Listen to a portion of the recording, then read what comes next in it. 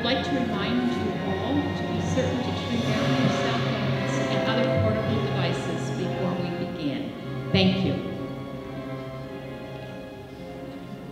I have one other announcement. You will soon be aware that one of our cast has some mobility difficulties. He wishes to assure you that this is not due to affectation or even to age, but is a result of a slight accident on stage during the rehearsal period. He begs your indulgence. And now, ladies and gentlemen, enjoy the performance.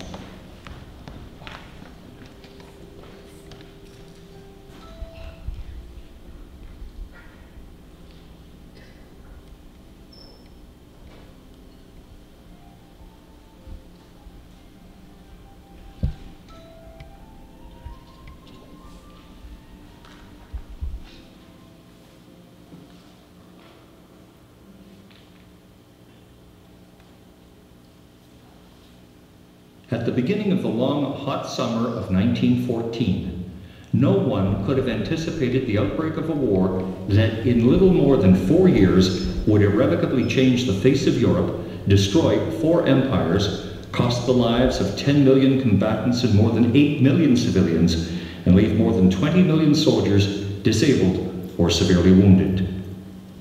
On 24th July 1914, the British Prime Minister, Herbert Henry Asquith, wrote to his friend Venetia Stanley, "We are within measurable distance of a real Armageddon." But even at that late date, Asquith remained confident that Britain and the Empire would be able to remain on the sidelines. A mere 11 days later, on 4th August 1914, Britain and Germany were at war. Canada's declaration of war followed the next day. This evening, we invite you to hear the voices of some who witnessed the conflict, either as soldiers on the battlefield or as the mothers, fathers, sisters, brothers, or fiancés of those soldiers. These voices from Britain, Canada, Australia, America, and Germany do not tell us about the July crisis of 1914 or the complex network of treaties and alliances that was supposed to have kept peace in Europe for more than 40 years. Nor do they speak of what the generals and politicians chose to regard as victories. Instead, they will be telling us what it was like to be alive during that extraordinary time. They will tell of human experiences and intense human feelings. They do not have just one story to tell, but many. And as we listen to them, we can imagine a summer like most others. As yet, no threat of war darkened the skies. There was work to be done. There would be crops to be brought in, and fish to be caught, and if you were young especially, there were shows to see, dances to go to, and always the possibility of a new love.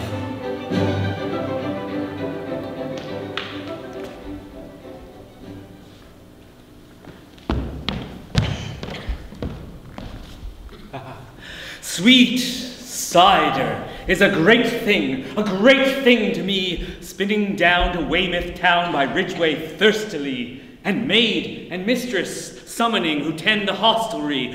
Oh, cider is a great thing to me. The dance, it is a great thing to me, with candles lit and partners fit for night-long revelry, and going home when day dawning peeps pale upon the lea. Oh, dancing is a great thing to me. Love is, yes, a great thing to me, when, having drawn across the lawn in darkness silently, a figure flits like one a wing out from the nearest tree. Oh, love is, yes, a great thing to me. Will these be always great things to me? Let it befall that one will call, "Soul, I have need of thee." What then? Joy jaunts, impassioned flings, love and its ecstasy will always have been great things to me. We watched the tide with the current fight and the shingle clash before, and the wild floods of fugitive light play on the pale south shore. We gathered dolts that the sea had cast in many a glistering heap. We bore it back to the farm on the hill where the corn and the flax fields sleep. There, in the loft of an upland barn, a league from its tossing bed, it gathered salt and shriveled with age to a parchment purple and red. But still it holds the soul of the tide, this rag of wizened dolts. The keen, free scent and the tang of the salt brings the sea into the pulse. And memories lone on the heart are hurled like the waves on the shingle flung. When the sun was young, and young was the world, when we were young.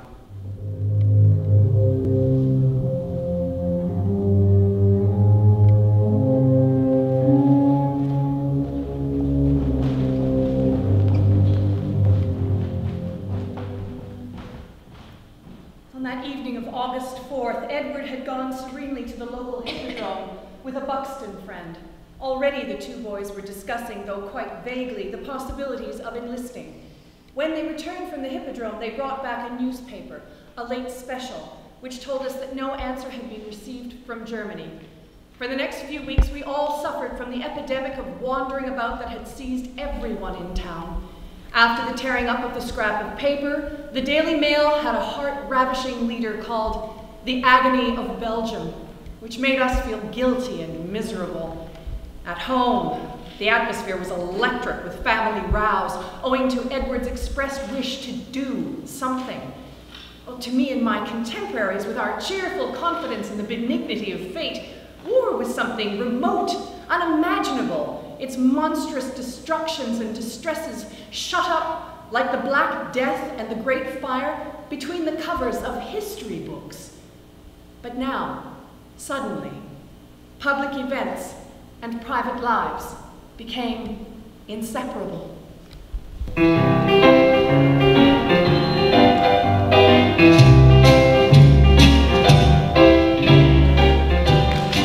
Who's for the trench? Are you my laddie? Who'll follow French? Will you my laddie? Who's fretting to begin? Who's going out to win? And who wants to save his skin? Do you my laddie? Who's for the khaki suit? Are you my laddie? Who longs to charge and shoot?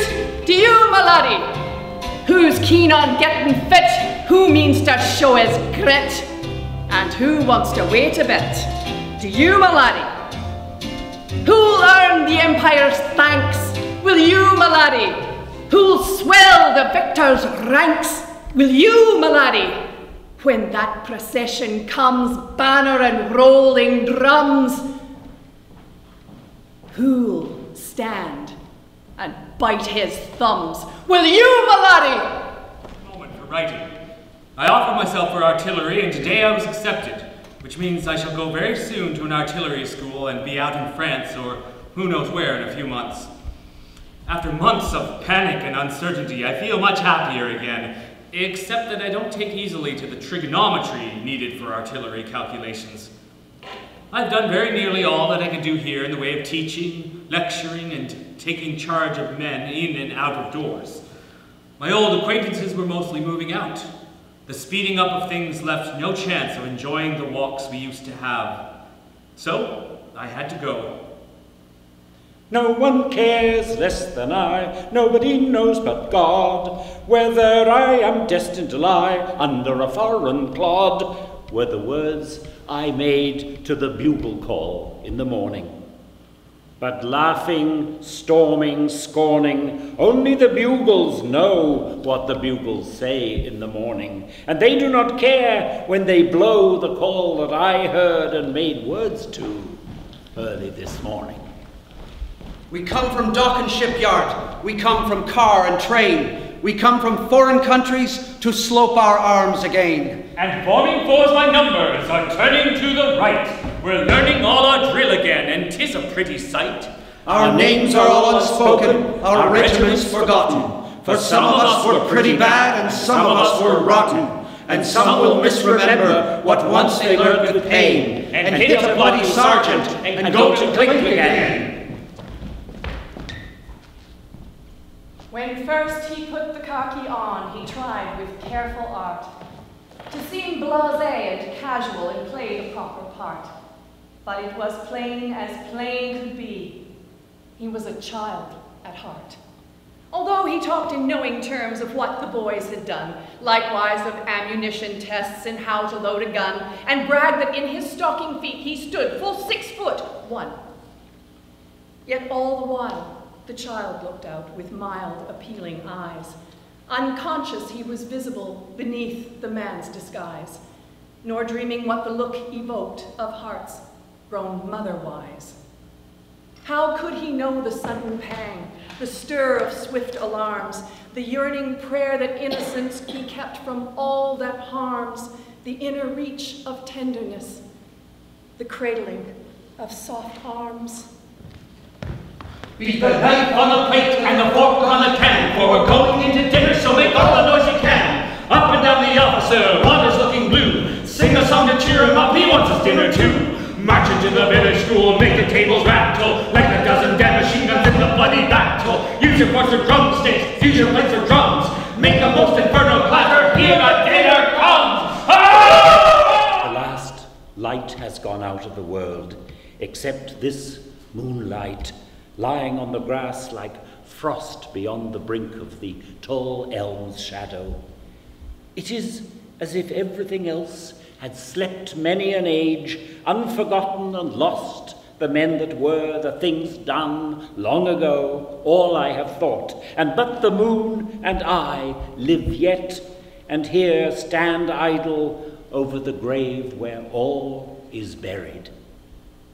Both have liberty to dream what we could do if we were free to do something we had desired long, the moon and I. There's none less free than who does nothing and has nothing else to do, being free only for what is not to his mind, and nothing is to his mind. If every hour like this one passing that I have spent among the wiser others, when I have forgot to wonder whether I was free or not, were piled before me and not lost behind, and I could take and carry them away, I should be rich. Or if I had the power to wipe out every one and not again regret, I should be rich to be so poor. And yet I still am half in love with pain, with what is imperfect, with both tears and mirth, with things that have an end, with life and earth, and this moon that leaves me dark within the door.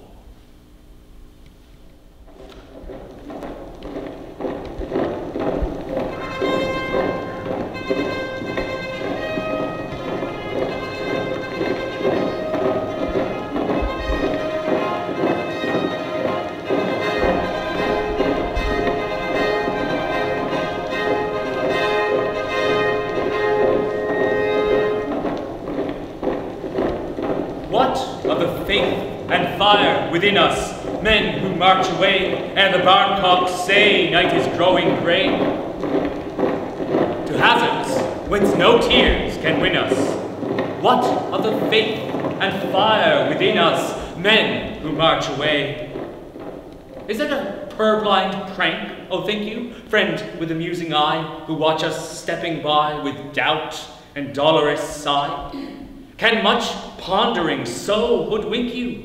It is a purblind prank, oh think you, friend with a musing eye? Nay, we well see what we are doing, though some may not see, dalliers as they be. England's need are we, her distress would leave us ruing. Nay, we well see what we are doing, though some may not see. In our heart of hearts, believing victory crowns the just, and that braggarts must surely bite the dust, press we to the field ungrieving. In our heart of hearts, believing victory crowns the just. Hence the faith and fire within us, men who march away ere the barn clocks say night is growing grey, leaving all that here can win us. Hence the faith and fire within us, men who march away. We are the RFC. We are the RFC. We cannot fight, we cannot shoot, what blinking youths are we. But when we reach Berlin, the Kaiser he will say, Mein Gott, what a jolly fine lot are the boys of the RFC.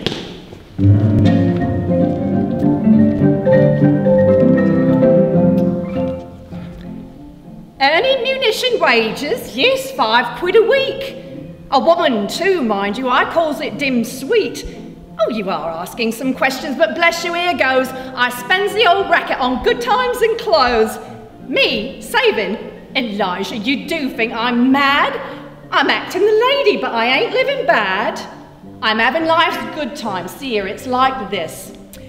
The youth come a danger, it's a touch and go biz. We're all here today, mate, tomorrow perhaps dead, if fate tumbles on us and blows up our shed. Afraid? Are you kidding? With money to spend?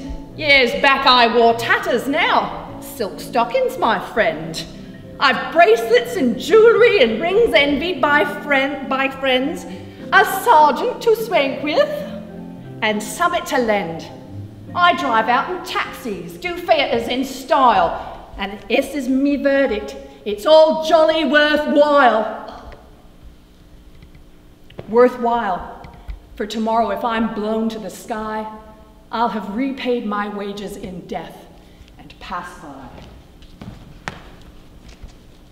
Earth that never doubts nor fears, earth that knows of death, not tears, earth that bore with joyful ease hemlock for Socrates, earth that blossomed and was glad neath the cross that Christ had, shall rejoice and blossom too when a bullet reaches you. Wherefore, men marching on the road to death, sing, pour your gladness on earth's head, so be merry, so be dead. From the hills and valleys, earth shouts back the sound of mirth, tramp of feet and lilt of song, ringing all the road along, all the music of their going, ringing, swinging, glad song throwing. Earth will echo still when foot lies numb and voice mute. On, marching men, on to the gates of death with song. Sow your gladness for earth's reaping, so you may be glad, though sleeping. Strew your gladness on earth's bed, so be merry, so be dead. The long autumn grass under my body soaks my clothes with its dew. Where my knees press into the ground, I can feel the damp earth. In my nostrils is the smell of the crushed grass, wet pine cones and bark. Through the great bronze pine trunks glitters a silver segment of road. Interminable squadrons of silver and blue horses pace in long ranks the blank fields of heaven. There is no sound. The wind hisses gently through the pine needles. The flutter of a finch's wings about my head is like distant thunder, and the shrill cry of a mosquito sounds loud and close. I am to fire at the enemy column after it has passed, but my obsolete rifle, loaded with blank, lies untouched before me. My spirit follows after the gliding clouds, and my lips murmur of the mother of beauty, standing breast high in golden broom among the blue pine woods. Love, if I weep it will not matter, and if you laugh I shall not care. Foolish am I to think about it. It is good to feel you there. Love, in my sleep I dreamed of waking white and awful. The moonlight reached over the floor, and somewhere, Somewhere there was a shutter loose. It screeched, swung in the wind, and no wind blowing. I was afraid and turned to you, put out my hand to you for comfort, and you were gone. Cold, cold as dew under my hand the moonlight lay. Love, if you laugh, I shall not care, but if I weep, it will not matter. Oh, it is good to feel you there. Oh, weren't they the fine boys? You never saw the beat of them, singing all together with their throats bronze bare, fighting fit and mirth mad, music in the feet of them, swinging on to glory and the wrath out there, laughing by and chaffing by, frolic in the smiles of them, on the road, the white road, all the afternoon, strangers in a strange land, miles and miles and miles of them, battle bound and heart high, and singing this tune. It's a long way to Tipperary, it's a long way to go. It's a long way to Tipperary, and the sweetest girl I know. Goodbye, Piccadilly, farewell, Leicester Square.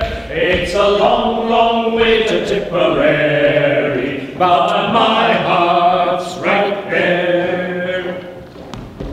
Come, Yvonne and Juliette, come, Mimi, and cheer for them.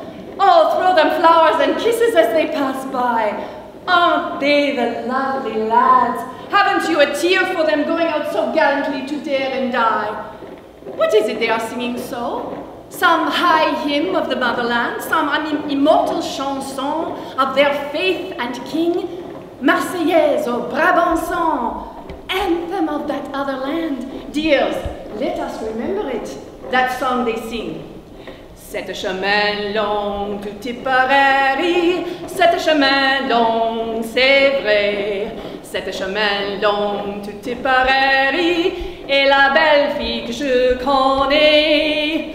Bonjour Piccadilly, au revoir Leicester Square. C'est un chemin long to Tipperary, mais mon cœur is there. There isn't much remains of them, so full of fun and fitness, and a singing in their pride. For some are cold as clabber, and the corby picks the brains of them, and some are back and blighty, and a wishing they had died. Ah me! It seems but yesterday, that great glad sight of them, swinging on to battle as the sky grew black and black. Yet, oh, their glee and glory and the great grim fight of them, just whistle Tipperary, and it all comes back. It's a long way to Tipperary, which means home anywhere. It's a long way to Tipperary, and the things what make you care. Goodbye, Piccadilly, how I hopes my folks is well. It's a long, long way to Tipperary. Our ain't war, just hell.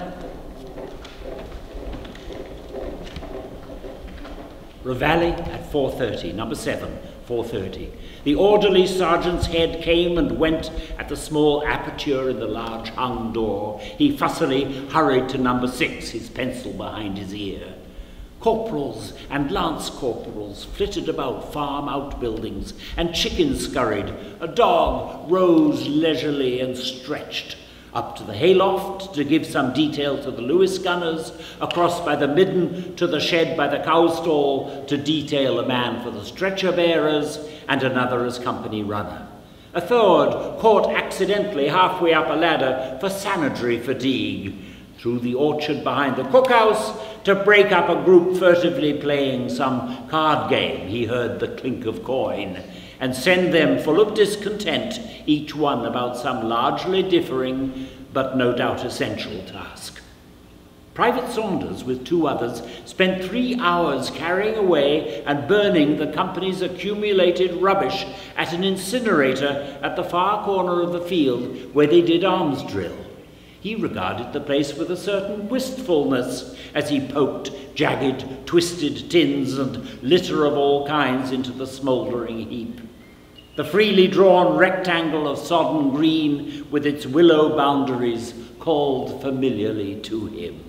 After all, the last 3 weeks had not been too bad. Platoon drill was tiresome, but Mr. Jenkins was kind.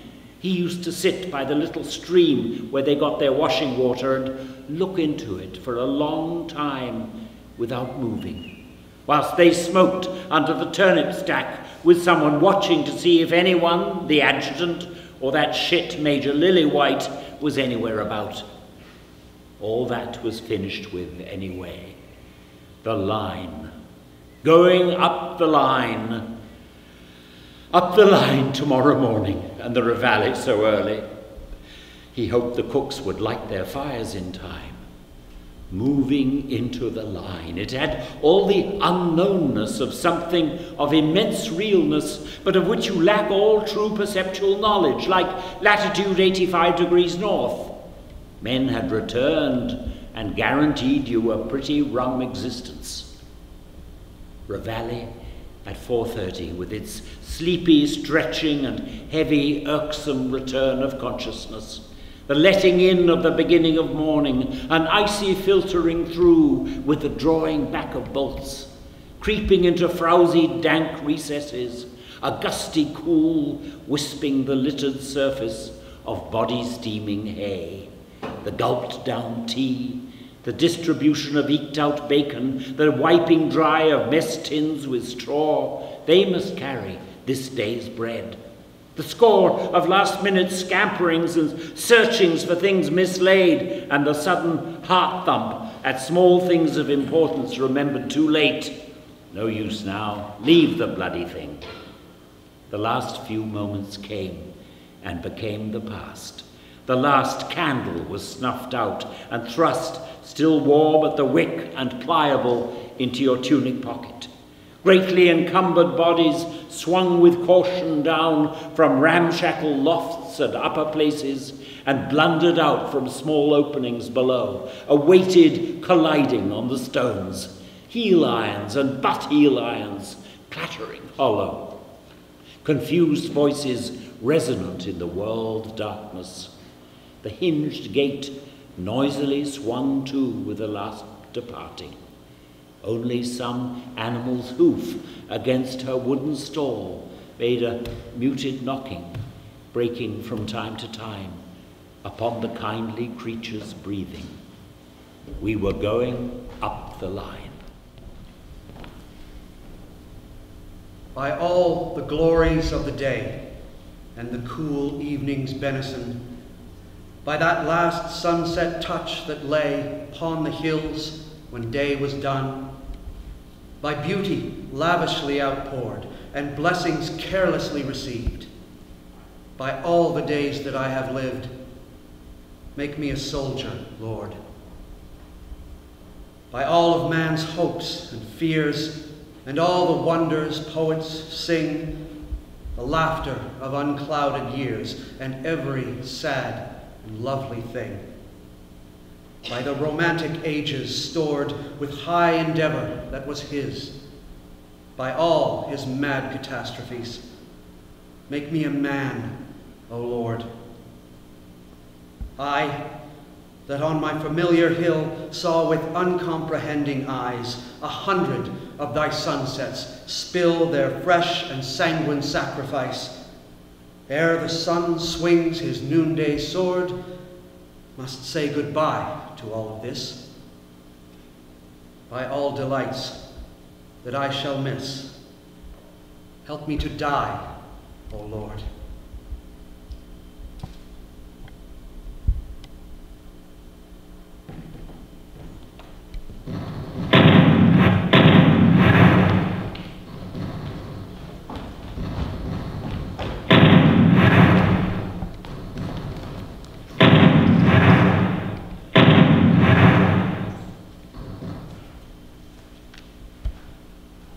Downward slopes the wild red sun. We lie around awaiting gun. Soon we shall load and fire and load. But hark, a sound beats down the road. Hello, what's up? Let's have a look. Come on, Ginger, drop that book. What an hell of bloody noise! It's the Yorks and Langsby boys. So we crowd. Here, watch them come, one drubbing on a drum, a crazy high mouth organ blowing, tin cans rattling, catcalls crowing, and above their rhythmic feet, a whirl of shrilling loud and sweet, round mouths whistling in unison, shouts, "Who's going to out the un? Back us up, mates!" Good we will. Leave them shells at Kaiserville. From Lancashire, my lad. Give 'em a cheer, boys. Make 'em glad. Hip Hooray! Give Fritz the chap. Good old bloody Yorks. Good luck. Cheer! I cannot cheer or speak, lest my voice, my heart must break.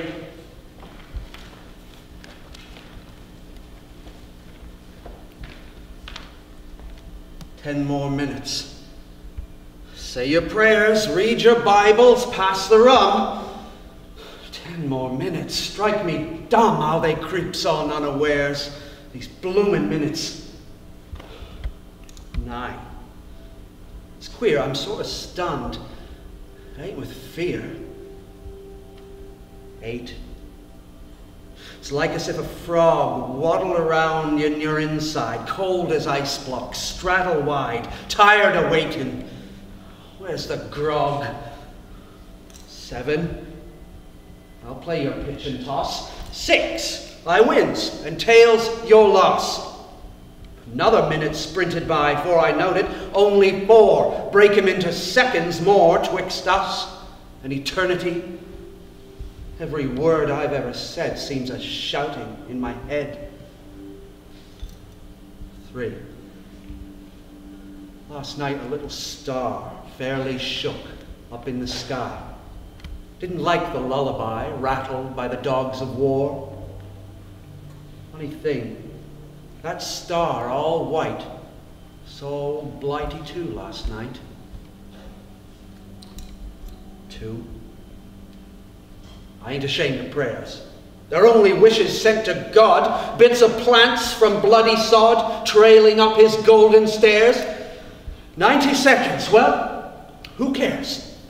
1. No fife, no blare, no drum. Over the top, to kingdom come. Father tried to persuade me to abandon the rigors of army hospitals and return to Buxton. "Thank you very much for your letter," I wrote back, the answer to which really did not require much thinking over. Nothing beyond sheer necessity would induce me to stop what I am doing now, and I should never respect myself again if I allowed a few slight physical hardships to make me give up what is the finest work any girl can do now. I honestly did not take it up because I thought you did not want me or could not afford to give me a comfortable home, but because I wanted to prove I could more or less keep myself by working, and partly because, not being a man and able to go to the front, I wanted to do the next best thing. I do not agree that my place is at home doing nothing or practically nothing, for I consider that the place now of anyone who is young and strong and capable is where the work that is needed is to be done.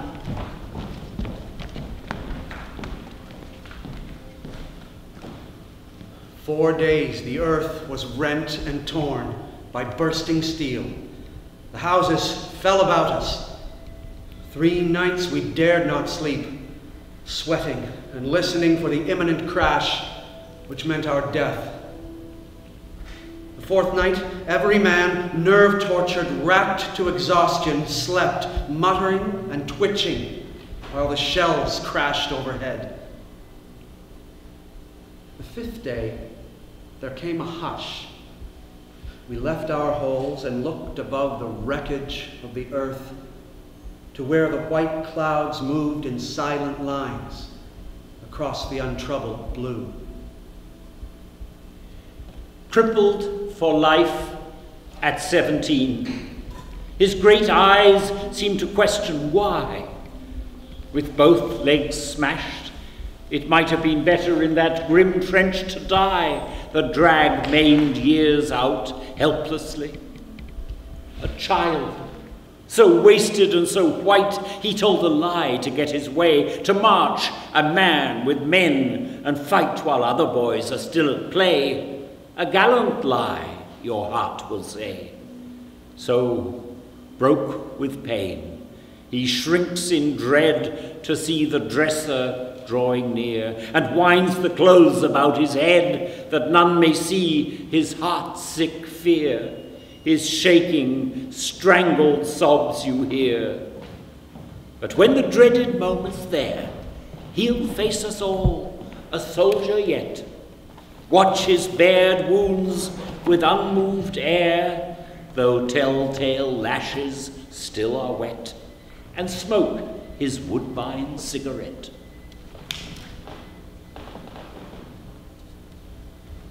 This is no case of petty right or wrong that politicians or philosophers can judge. I hate not Germans, nor grow hot with love of Englishmen to please newspapers. Beside my hate for one fat patriot, my hatred of the Kaiser is love true, a kind of god he is, banging a gong. But I have not to choose between the two, or between justice and injustice. Dinned with war and argument, I read no more than in the storm, smoking along the wind athwart the wood. Two witches' cauldrons roar.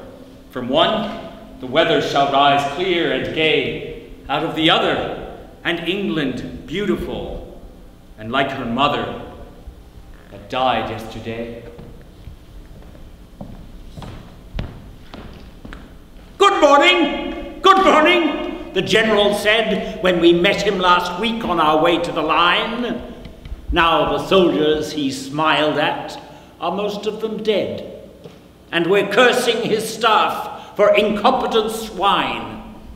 He's a cheery old card, grunted Harry to Jack as they slogged up to Arras with rifle and pack. But he did for them both by his plan of attack. The sun's a red ball in the oak, and all the grass is gray with dew. A while ago, a blackbird spoke. He didn't know the world's askew. And yonder rifleman and I wait here behind the misty trees to shoot the first man that goes by, our rifles ready on our knees. How could he know that if we fail, the world may lie in chains for years, and England be a bygone tale, and right be wrong, and laughter tears? Strange that this bird sits there and sings, while we must only sit and plan, who are so much the higher things, the murder of our fellow man. But maybe God will cause to be who brought forth sweetness from the strong, out of our discords, harmony, sweeter than that bird's sweet song.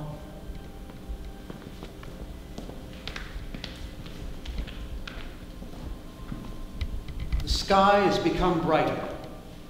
3 o'clock in the morning. The breeze is fresh and cool. The pale hour makes our faces look gray. We trudge onward in single file through the trenches and shell holes and come again to the zone of mist. Kaczynski is restive. That's a bad sign. "What's up, Cat?" says Crawford. "I wish I were back home." Home. He means the huts. "We'll soon be out of it, Cat."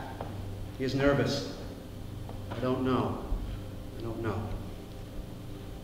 We come to the communication trench and then to the open fields. The little wood reappears. We know every foot of ground here. There's the cemetery with the mounds and the black crosses. That moment, the English bombardment breaks out behind us, swells, roars, and thunders. We duck down. A cloud of flame shoots up 100 yards ahead of us. The next minute, under a second explosion, part of the wood rises slowly in the air, 3 or 4 trees sail up and then crash to pieces. The shells begin to hiss like safety valves. Heavy fire. "Take cover!" yells somebody. "Cover!" There is no escape anywhere. By the light of the shells, I try to get a view of the fields. They are a surging sea. Daggers of flame from the explosions leap up like fountains. It is impossible for anyone to break through it. The wood vanishes. It is pounded, crushed, torn to pieces. We must stay here in the graveyard. The earth bursts before us. It rains clods. I feel a smack. My sleeve is torn away by a splinter. I shut my fist. No pain. Still, that does not reassure me. Wounds don't hurt till afterwards. I feel the arm all over. It is grazed but sound. Now, a crack on the skull. I begin to lose consciousness. I wipe the mud out of my eyes. The hole is torn up in front of me. Shells hardly ever land in the same hole twice. I'll get into it. With one lunge, I shoot as flat as a fish over the ground. There, it whistles again. Quickly, I crouch together, claw for cover, feel something on the left, shove in beside it. It gives way. I groan. The earth leaps. The blast thunders in my ears. I creep under the yielding thing, cover myself with it, draw it over me. It is wood, cloth, cover, miserable cover against the whizzing splinters. I open my eyes. My fingers grasp a sleeve, an arm. A wounded man? I yell to him, no answer. A dead man. My hand gropes farther, splinters of wood. Now I remember again that we are lying in the graveyard. But the shelling is stronger than everything.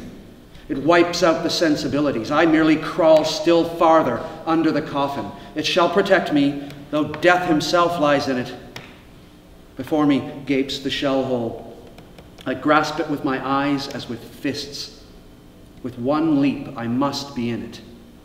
There, I get a smack in the face. A hand clamps onto my shoulder. Has the dead man waked up? The hand shakes me. I turn my head. In the second of light, I stare into the face of Kaczynski. He has his mouth wide open and is yelling. I hear nothing. He rattles me, comes nearer. In a momentary lull, his voice reaches me. Gas! Gas! Gas! Pass it on! I grab for my gas mask. Some distance from me, there lies someone. I think of nothing but this. That fellow there must know. Gas! Gas! I call, I lean toward him, I swipe at him with the satchel. He doesn't see. Once again, he merely ducks. It's a recruit. I look at Cat desperately. He has his mask on. I pull mine out too. My helmet falls to one side. It slips over my face. I reach the man. His satchel is on the side nearest me. I seize the mask, pull it over his head. He understands. I let go and with a jump drop into the shell hole. The dull thud of the gas shells mingles with the crashes of the high explosives. A bell sounds between the explosions, gongs, and metal clappers, warning everyone, gas, gas! Someone plumps down beside me, another. I wipe the goggles of my mask clear of the moist breath. It is Cat, Crop, and someone else. All four of us lie there in heavy, watchful suspense and breathe as lightly as possible. These first minutes with the mask decide between life and death. Is it airtight? I remember the awful sights in the hospital, the gas patients who lay in day-long suffocation, coughing up their burnt lungs in clots. Cautiously, the mouth applied to the valve, I breathe. The gas still creeps over the ground and sinks into all hollows. Like a big, soft jellyfish, it floats into our hole and lolls there obscenely. I nudge Cat. It's better to crawl out and lie on top than to stay where the gas collects most. But we don't get that far. A second bombardment begins. Those damned English. It is no longer as though shells roared. It is the earth itself raging. With a crash, something black bears down on us. It lands close beside us, a coffin thrown up. I see Cat move and I crawl across. Coffin has hit the fourth man in our hole on his outstretched arm. He tries to tear off his gas mask with the other hand. Crop seizes him just in time, twists the hand sharply behind his back, and holds it fast. Kat and I proceed to free the wounded arm. The coffin lid is loose and bursts open. We are easily able to pull it off. We toss the corpse out and it slides down to the bottom of the shell hole. Then we try to loosen the underpart. Fortunately, the man swoons and Crop is able to help us. We no longer have to be careful, but work away till the coffin gives. It has grown lighter. Kat takes a piece of the lid, places it under the shattered arm, and we wrap all our bandages about it. For the moment, we can do no more. Me still. And I remember things I'd best forget. For now we've marched to a green, trenchless land, 12 miles from battering guns. Along the grass, brown lines of tents are hives for snoring men. Wide, radiant water sways the floating sky below dark, shivering trees. And living clean comes back with thoughts of home and hours of sleep. Tonight, I smell the battle. Miles away, gun thunder leaps and thuds along the ridge. The spouting shells dig pits in fields of death, and wounded men are moaning in the woods. If any friend be there whom I have loved, God speed him safe to England with a gash. It's sundown in the camp. Some youngster laughs, lifting his mud and drinking health to all who come unscathed from that unpitying waste. Terror and ruin lurk behind his gaze. Another sits with tranquil, musing face, puffing his pipe and dreaming of the girl whose last scrawled letter lies upon his knee. The sunlight falls low ruddy upon the west, upon their heads. Last week they might have died, and now they stretch their limbs in tired content. One says, the bloody Boche has got the knock, and soon they'll crumple up and chuck their games. We've got the beggars on the run at last. Then I remembered someone that I'd seen dead in a squalid, miserable ditch, heedless of toiling feet that trod him down. He was a Prussian with a decent face, young, fresh, and pleasant, so I dare to say. No doubt he loathed the war and longed for peace and cursed our souls because we'd killed his friends. One night he yawned along a half-dug trench, midnight, and then the British guns began with heavy shrapnel bursting low and howitzers whistling to cut the wire with blinding din. He didn't move. The digging still went on. Men stooped and shoveled. Someone gave a grunt and moaned and died with agony in the sludge. Then the long hiss of shells lifted and stopped. He stared into the gloom. A rocket curved and rifles rattled angrily on the left down by the wood, and there was noise of bombs.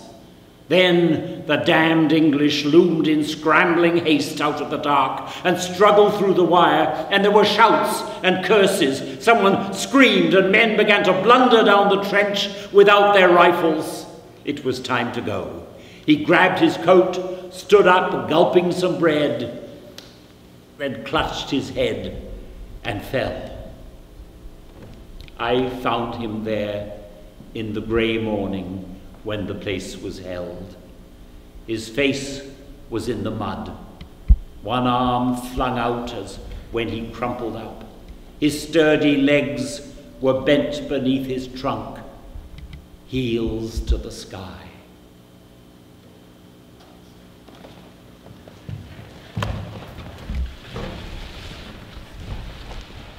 Oh, not when April wakes the daffodils, and bobolinks o'er misty meadows ring their fluted bells, and orchards fleeced with spring go climbing up to crown the radiant hills. Not when the budding balm of Gilead spills its spices on the air, and lilacs bring old dreams to mind, and every living thing the brimming cup with fresh enchantment fills. Oh, bring not then the dread report of death, of eyes to loveliness forever sealed, of youth that perished as a passing breath, of hearts laid waste and agonies untold, when here, in every sweet Canadian field, are heaped such treasuries of green and gold.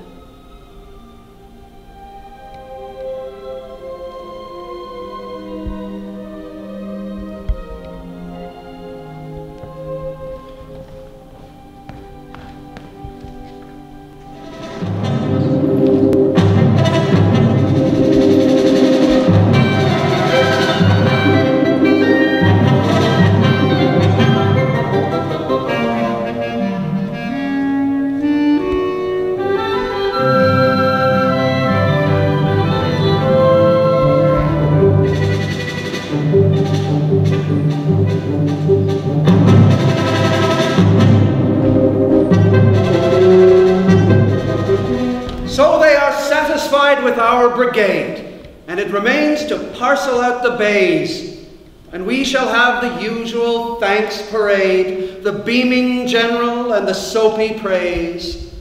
You will come up in your capricious car to find your heroes sulking in the rain, to tell us how magnificent we are and how you hope we'll do the same again.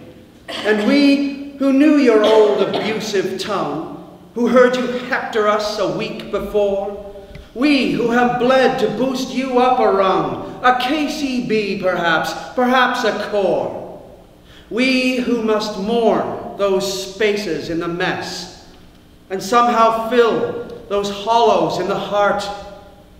We do not want your sermon on success, your greasy benisons on being smart.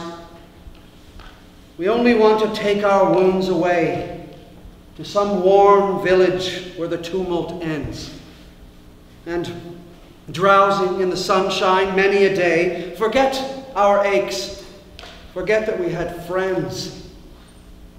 Weary are we of blood and noise and pain. This was a week we shall not soon forget. And if indeed we have to fight again, we little wish to think about it yet. We have done well. We like to hear it said. Say! And then, for God's sake, say no more. Fight if you must. Fresh battles far ahead. But keep them dark behind your chateau door. Lonely and bare and desolate, stretches of muddy, filtered green, a silence half articulate of all that those dumb eyes have seen. A battered trench, a tree with boughs smutted and black with smoke and fire, a solitary ruined house, a crumpled mass of rusty wire, and scarlet by each ragged fen, long scattered ranks of poppies lay, as though the blood of the washed dead men had not been wholly washed away. Why do you lie with your legs ungainly huddled, and one arm bent across your sullen, cold, exhausted face? Hurts my heart to watch you, deep shadowed from the candle's guttering gold. And you wonder why I shake you by the shoulder. Drowsy, you mumble and sigh and turn your head. You are too young to fall asleep forever. And when you sleep, you remind me of the dead. The house is crammed. Tier beyond tier they grin and cackle at the show, while prancing ranks of harlots shrill the chorus, drunk with din. We're sure the Kaiser loves the dear old tanks. I'd like to see a tank come down the stalls, lurching to ragtime tunes or Home Sweet Home. And there'd be no more jokes in music halls to mock the riddled corpses round Bapaume. Linger not, stranger. Shed no tear. Go back to those who sent us here. We are the young they drafted out to wars their folly brought about. Go tell those old men safe in bed, we took their orders and are dead. I could not dig, I dared not rob, therefore I lied to please the mob. Now all my lies are proved untrue, and I must face the men I slew. What tale shall serve me here among mine angry and defrauded young? The form that was mine was brown and hard, and thewed and muscled and tall and straight. And often it rode from the station yard, and often it passed through the stockyard gate. And often it paused on the grey skyline, twixt mulga and mallee, or gum and pine. There was never a task that it would not do. There was never a labor it left undone.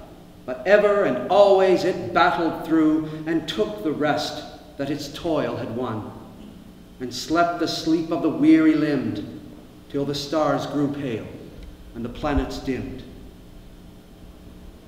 The form that was mine is mine no more, for lo, it lies in a soldier's grave, by an alien sea on an alien shore, and over it sleep no wattles wave, and stars unseen on their journey creep, but it wakes no more from its dreamless sleep.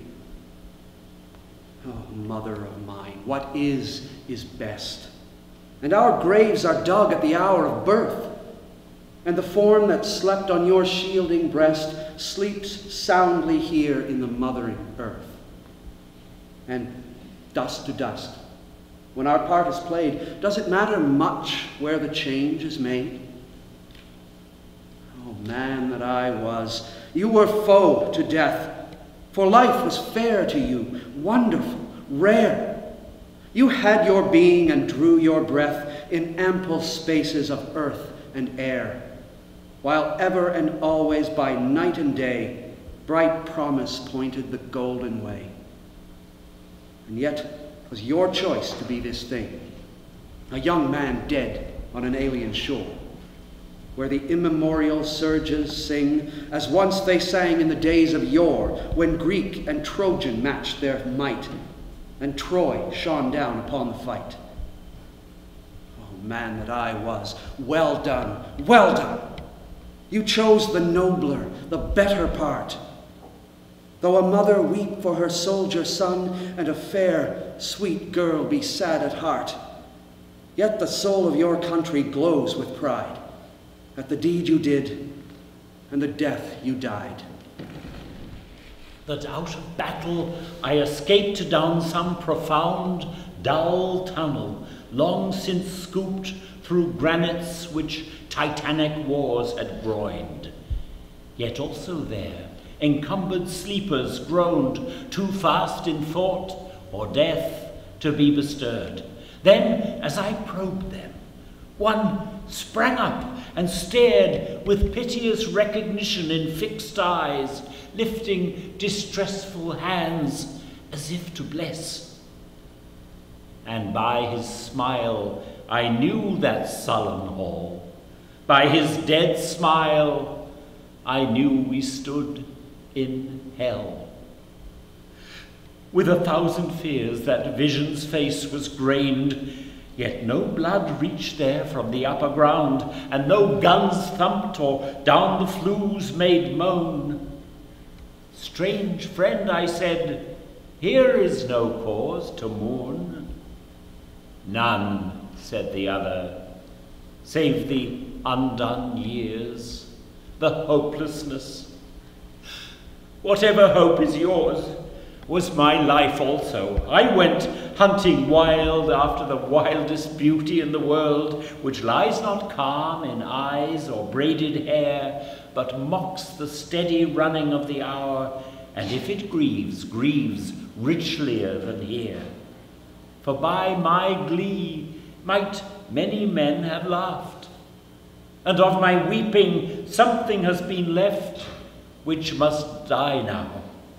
I mean the truth untold, the pity of war, the pity war distilled.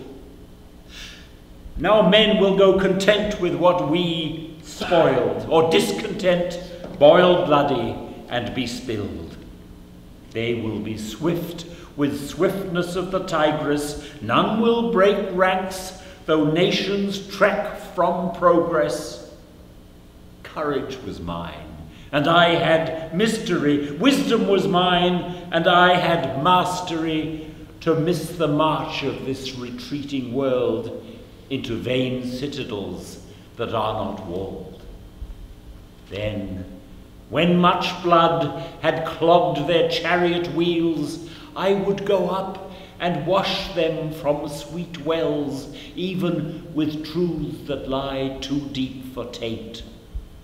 I would have poured my spirit without stint, but not through wounds, not on the cess of war.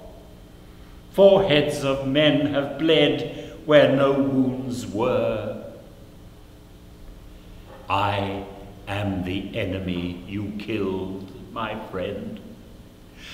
I knew you in this dark, for so you frowned yesterday through me as you jabbed and killed. I parried, but my hands were loath and cold. Let us sleep now. Done with war at last? Well, we've been lucky devils both, and there's no need of pledge or oath to bind our lovely friendship fast by firmer stuff, close bound enough.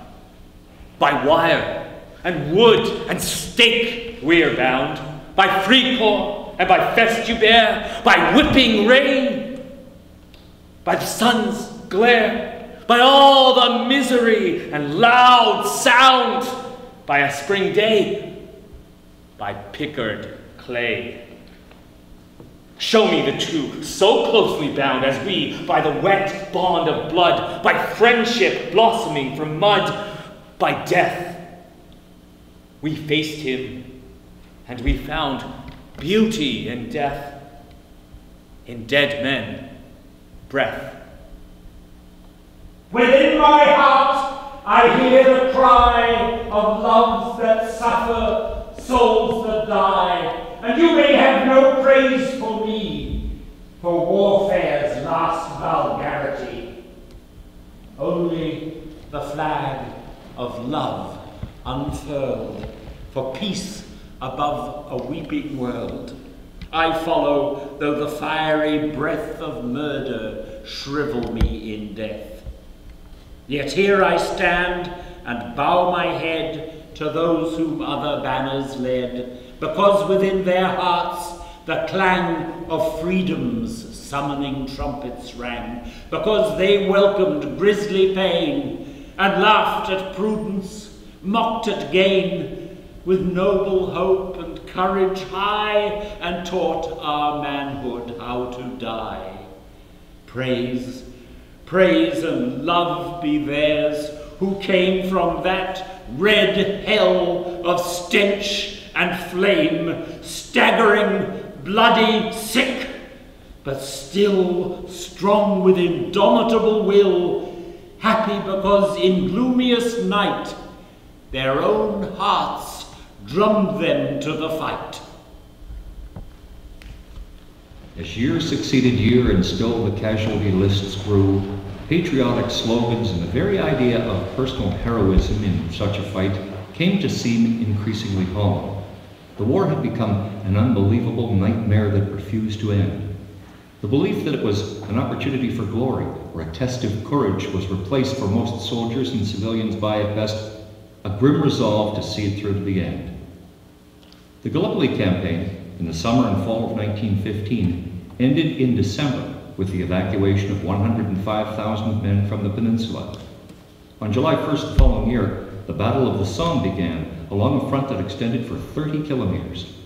It was supposed to be the major offensive that would turn back the German advance and be the foundation of a victory for the Allies. It was eventually called off in November, the Allies having suffered nearly 500,000 casualties. The Allied victories at Vimy Ridge and Passchendaele, where Canadian forces played a major role, seemed to mark a turning point, but both came at a terrible cost in lives. Families at home suffered the strain of waiting for news day after day, constantly fearing the arrival of the telegram that would begin, "Regret to inform you." For those soldiers who were also poets, writing was surely a way of avoiding despair, as well as trying to give back some dignity to the men they had known and respected as comrades who would now never return home. For many, though, the long process of mourning would gradually turn into a determination that the world must never witness such a conflict again. That when the war eventually came to an end, whatever that end might be, humankind must reform its institutions, its political processes, and its ways of thinking so as to make peace at last a priority. These men and women were no longer writing just for the war generation. They were writing for the future and asking the most difficult question put to later generations by Siegfried Sassoon: is it all going to happen again? I like to think of you as brown and tall, as strong and living as you used to be, in khaki tunic, sand brown belt and all, and standing there and smiling down at me. Because they tell me, dear, that you are dead. Because I can no longer see your face, you have not died, it is not true. Instead, you seek adventure in some other place. That you are round about me, I believe. I hear you laughing as you used to do, yet loving all the things I think of you, and knowing you are happy. Should I grieve? You follow and are watchful where I go. How should you leave me, having loved me so? We walked along the towpath, you and I, beside the sluggish, moving, still canal. It seemed impossible that you should die. I think of you the same and always shall. We thought of many things and spoke of few, and life lay all uncertainly before, and now I walk alone and think of you, and wonder what new kingdoms you explore, over the railway line, across the grass, while up above the golden wings are spread, flying, ever flying overhead. Here, still I see your cocky figure pass. And when I leave the meadow, almost wait that you should open first the wooden gate. Hooded in angry mist, the sun goes down. Steel gray, the clouds roll out across the sea. Is this a kingdom? Then give death the crown, for here no emperor hath won, save he. April 23rd, it was Easter Sunday, and exactly 4 months since Roland's death. I went to St. Paul's Cathedral for the morning service and sat in a side aisle beneath G.F. Watt's picture of Hagar in the desert. Her Gethsemane, I thought, had been even darker than that of the man of sorrows, who after all knew or believed that he was God. She was merely a human being, without omnipotence, and a woman too, at the mercy, as were all women today, of an agonizing, ruthless fate which it seemed she could do nothing to restrain. "Watchman, will the night soon pass?" ran the inscription under the painting. And I wondered how many women in the cathedral that morning, numbed and bewildered by blow after blow, were asking the self-same question. Blow out, you bugles, over the rich dead. There's none of these so lonely and poor of old, but dying has made us rarer gifts than gold. These laid the world away, poured out the red, sweet wine of youth, gave up the years to be of work and joy and that unhoped serene that men call age. And those who would have been their sons they gave, their immortality. Blow, bugles, blow. They brought us for our dearth. Holiness lacked so long, and love and pain. Honor has come back as a king to earth and paid his subjects with a royal wage. And nobleness walks in our ways again. And we have come into our heritage. Leave me alone here proudly with my dead, ye mothers of brave sons adventurous. He who once prayed, if it be possible, let this cup pass, shall arbitrate for us. Your boy, with iron nerves and careless smile, marched gaily by and dreamed of glory's goal. Mine had blanched cheek, straight mouth, close-gripped hands, and prayed that somehow he might save his soul. I do not grudge you your ribbon or your cross. The price of these my soldier paid too. I hug a prouder knowledge to my heart, the mother of the boy who was afraid. He was a tender child with nerves so keen they doubled pain and magnified the sad. He hated cruelty and things obscene, and in all high and holy things was glad. And so he gave what others could not give, the one supremest sacrifice he made, a thing your brave boy wouldn't understand. My son gave his all because he was afraid.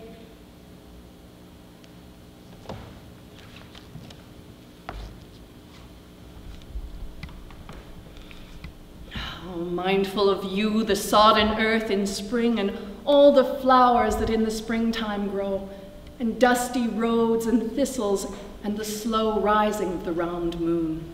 All throats that sing the summer through, and each departing wing, and all the nests that the bared branches show, and all the winds that in any weather blow, and all the storms that the four seasons bring. You go no more on your exultant feet, up paths that only mist and morning knew, or watch the wind, or listen to the beat of a bird's wings too high to view. But you were something more than young and sweet and fair, and the long year remembers you. Comrade, why do you weep? Is it sorrow for a friend who fell, rifle in hand, his last stand at an end? The thunder-lipped grey guns lament him, fierce and slow, where he found his dreamless bed, head to head with a foe.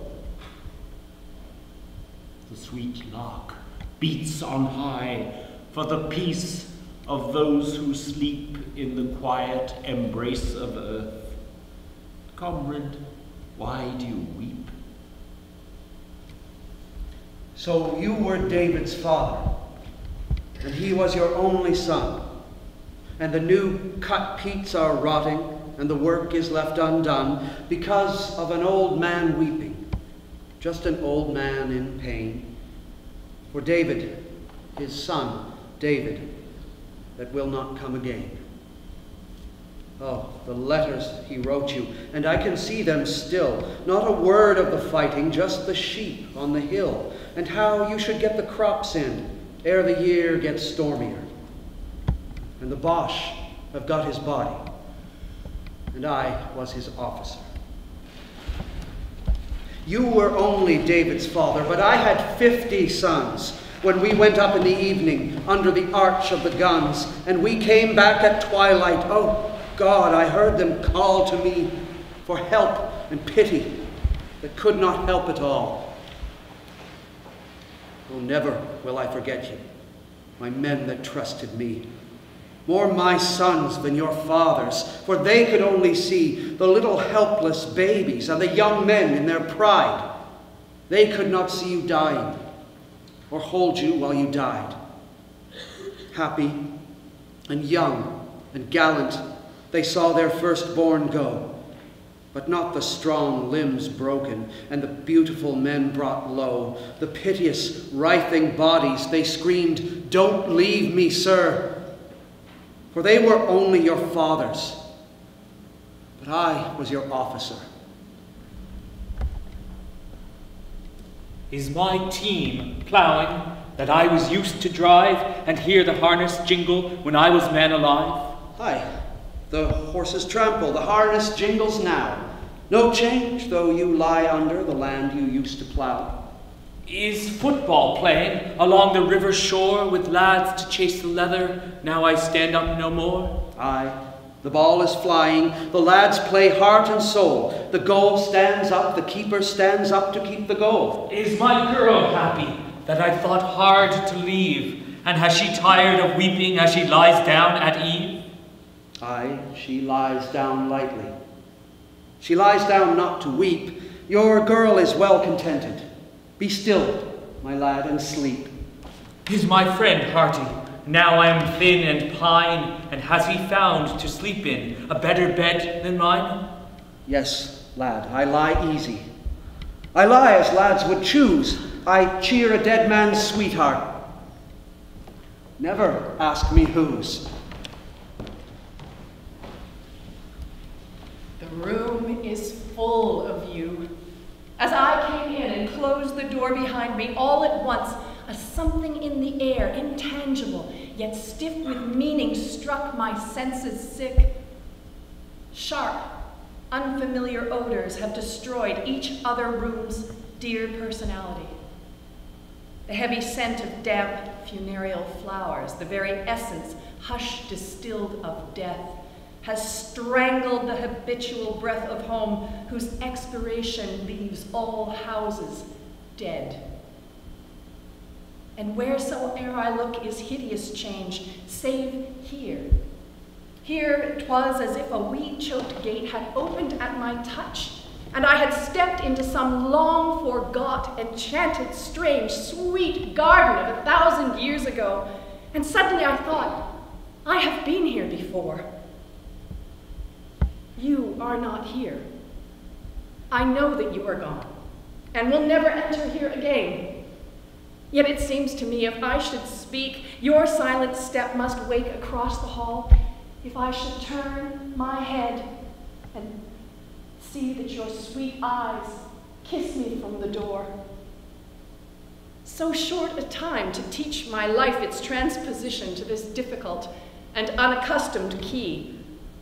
The room is as you left it. Your last touch, a thoughtless pressure, knowing not itself as saintly, hallows now each simple thing, hallows and glorifies and glows between the dust's gray fingers like a shielded light.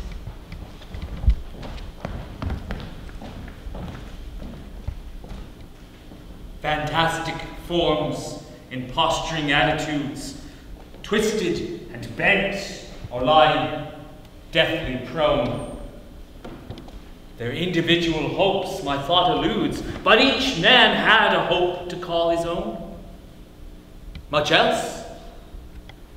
God knows, but not for me, the thought, your mothers made your bodies, God your souls, and for because you dutifully fought, God will go mad and make of half-lives holes. No, God in every one of you was slain.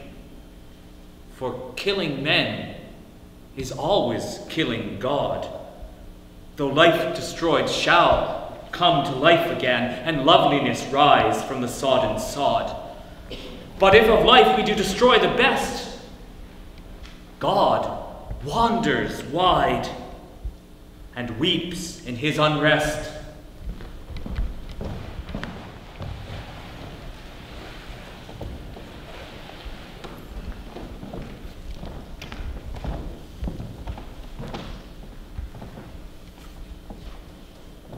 Here, dead we lie, because we did not choose to live and shame the land from which we sprung.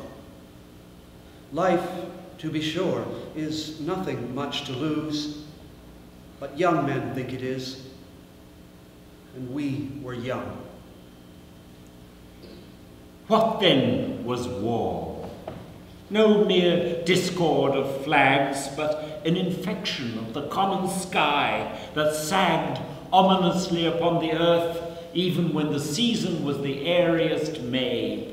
Down pressed the sky, and we, oppressed, thrust out boastful tongue, clenched fist, and valiant yard.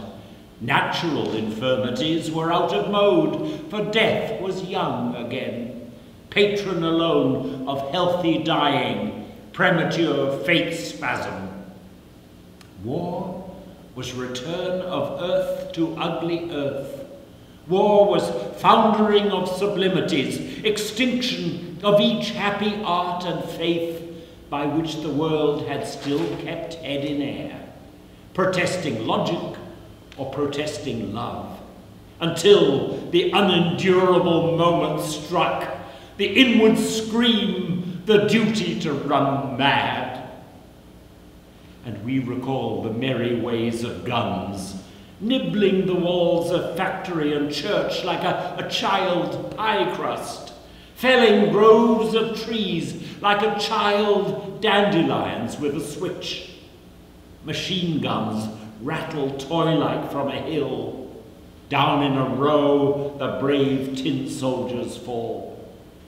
A sight to be recalled in elder days, when learnedly the future we devote to yet more boastful visions of despair.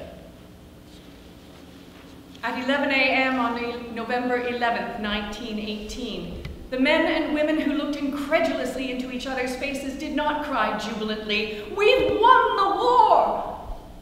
They only said, "The war is over." But on Armistice Day, not even a lonely survivor drowning in black waves of memory could be left alone with her thoughts. Late that evening, when supper was over, a group of elated volunteer nursing assistants who were anxious to walk through Westminster and Whitechapel to Buckingham Palace prevailed upon me to join them.